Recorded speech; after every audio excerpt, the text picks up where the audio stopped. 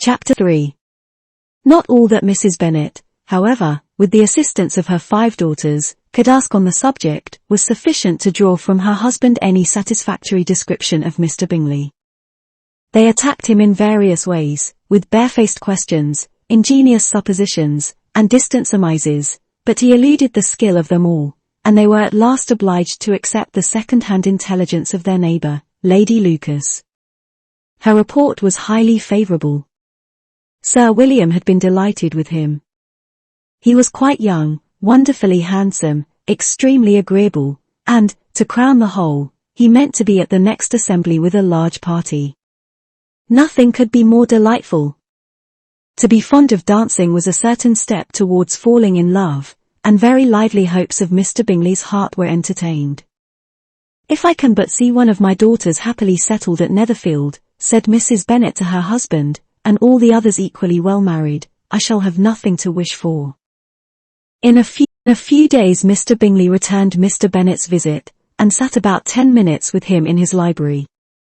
He had entertained hopes of being admitted to a sight of the young ladies, of whose beauty he had heard much, but he saw only the father.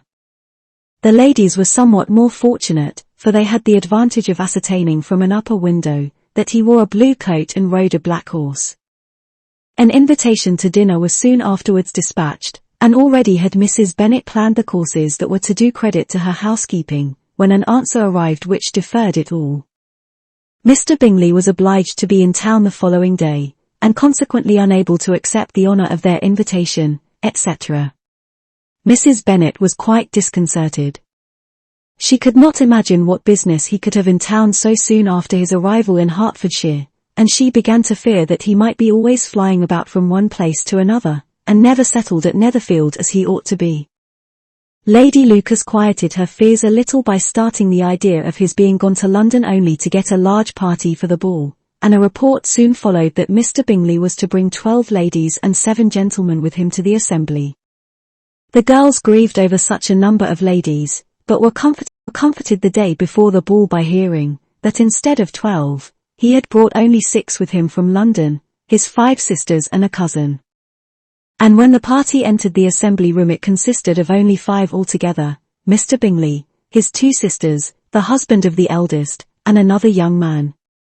Mr. Bingley was good-looking and gentlemanlike, he had a pleasant countenance, and easy, unaffected manners.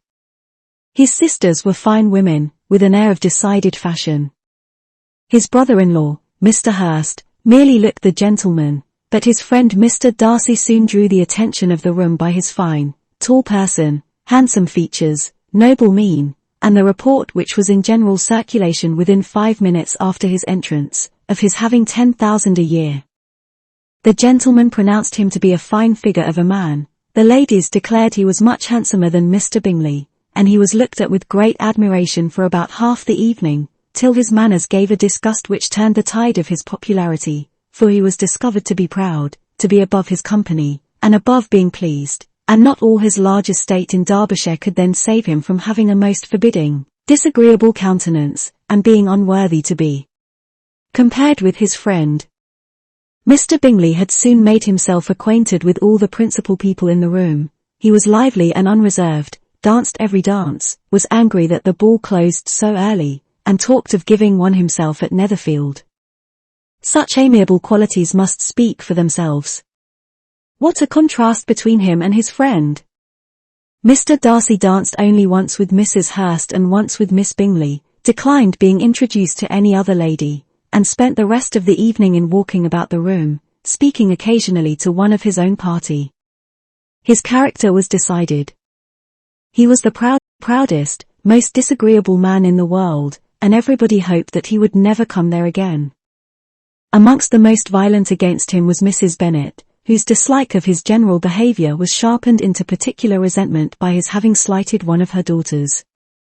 Elizabeth Bennet had been obliged, by the scarcity of gentlemen, to sit down for 2 dances, and during part of that time, Mr. Darcy had been standing near enough for her to overhear a conversation between him and Mr. Bingley, who came from the dance for a few minutes, to press his friend to join it.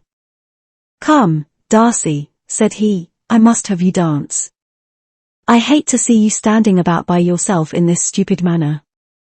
You had much better dance. I certainly shall not. You know how I detest it, unless I am particularly acquainted with my partner. At such an assembly as this, it would be insupportable.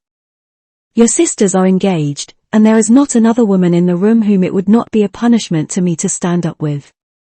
I would not be so fastidious as you are, cried Bingley, for a kingdom.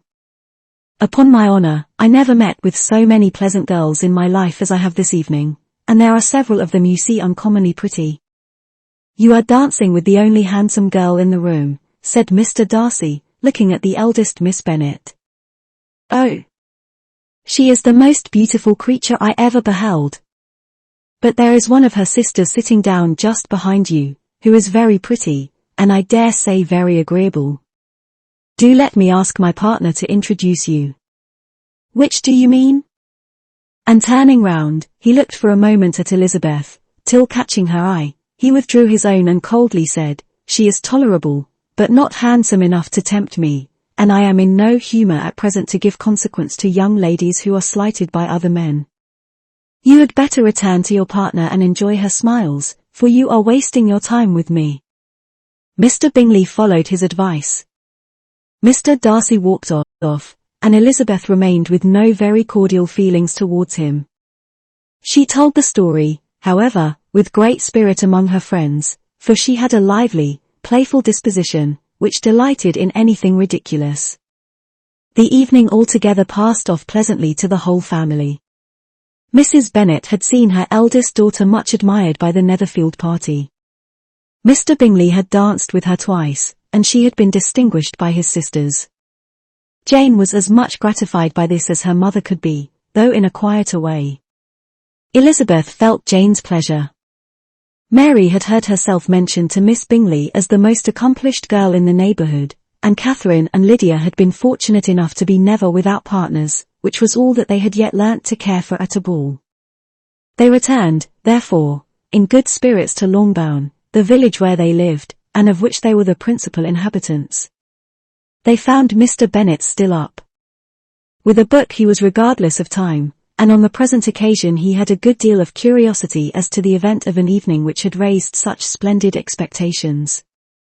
He had rather hoped that all his wife's views on the stranger would be disappointed, but he soon found that he had a very different story to hear. Oh, my dear Mr. Bennet, as she entered the room, we have had a most delightful evening, a most excellent ball.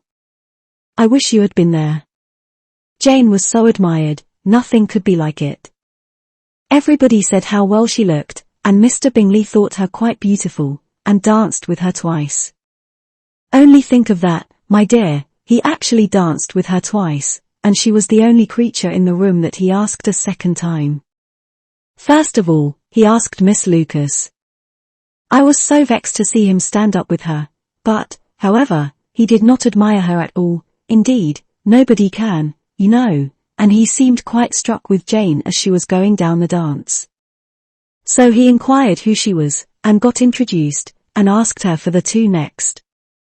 Then, the 2/3 he danced with Miss King, and the 2/4 with Maria Lucas, and the 2/5 with Jane again, and the 2/6 with Lizzie, and the Boulanger. If he had had any compassion for me, cried her husband impatiently, he would not have danced half so much. For God's sake, say no more of his partners. Oh, that he had sprained his ankle in the first dance. Oh, my dear, continued Mrs. Bennet, I am quite delighted with him. He is so excessively handsome. And his sisters are charming women. I never in my life saw anything more elegant than their dresses. I dare say the lace upon Mrs. Hurst's gown. Here she was interrupted again. Mr. Bennet protested against any description of finery. She was therefore obliged to seek another branch of the subject, and related, with much bitterness of spirit and some exaggeration, the shocking rudeness of Mr. Darcy. But I can assure you, she added, that Lizzie does not lose much by not suiting his fancy, for he is a most disagreeable, horrid man, not at all worth pleasing. So high and so conceited that there was no enduring him. He walked here, and he walked there, fancying himself so very great.